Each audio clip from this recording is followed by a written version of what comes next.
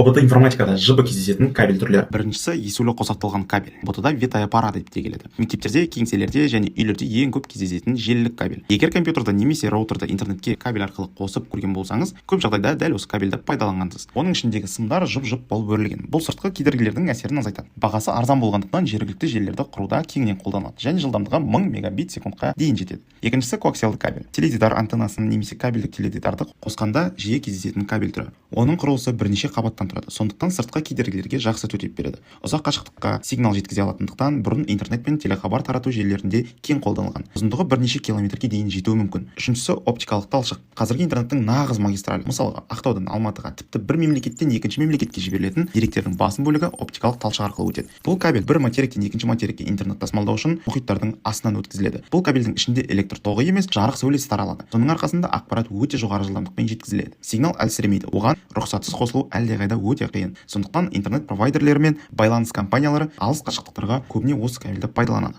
Менің аккаунтымда ұбт информатикадан бал қосатын видеолар көп. Досыңа жіберіп, өзіңде тіркеліп ал.